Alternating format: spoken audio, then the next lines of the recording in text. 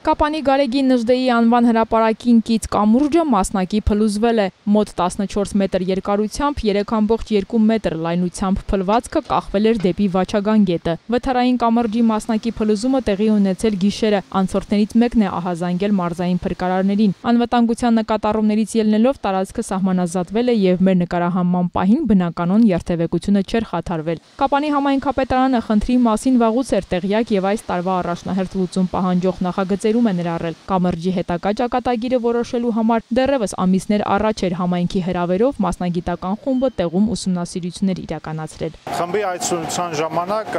ուսումնասիրեց կամուրջ ամբողջությամբ գրող կոնստրուկցիաները, հարակից մայթերը եւ ծածկը ասֆալտբետոնե։ Եզրակացությամբ արդեն անհրաժեշտություն առաջացավ նոր կամրջի կառուցման եւ արկա կամրջի քանդման աշխատանքներ իրականացնելուն։ Նոր կամրջի նախագծանախահաշվային փաստաթղթերն արդեն իսկ համալիր փորձաքննության են ուղարկվել եւ սպասում են հաստատման։ Կարեն Գրիգորյանի ձեռքի տակ ամիսներ առաջ կատարված ուսումնասիրության եւ նախագծային փաստաթղթերն են։ Նոր կամուրջը առայժմ թղթի վրա է ճարտարապետական նոր ոճով եւ համահունչ Վաչագան գետի վերափոխված տեսքին։ Այն կկառուցվի բացառապես համայնքային բյուջեով եւ կարժենա շուրջ 270 միլիոն դրամ։ Գործընթացը հնարավորինս հրատապ է իրականացվում հաշվի առնելով վտանգավորությունը, նշում է Կարեն Գրիգորյանը։ Համալիր փորձաքննության դերական եզրակացության առարկայության պարագայում արդեն իսկ անհրաժեշտության դեպքում գրավի ավականու արտահերթ նիստ համապատասխան բյուջեի համապատասխան ֆինանսավորում հատկացնելու համար համայնքային բյուջեից եւ հաշվի առնելով հարցի հրատապությունը հրատապ ընդհանրակարգով կիրականացվի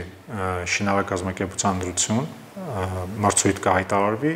Համալիր փորձաքննությունից հետո, երբ հայտնի կլինի շինարարական կազմակերպության անունը, այդ ժամանակ էլ հրատապ կարգով կապամոնտաժվի վթարային վիճակում հայտնված կամուրջը եւ կմեկնարկի նորի շինարարությունը։ Գարեգի Նժդեի անվան հրապարակին կից ասֆալտե կամուրջը կառուցվել էր դեռևս 1975-80-ական թվականներին եւ մինչ օրս երբևէ ոչ վերազինվել, ոչ էլ նորոգվել էր։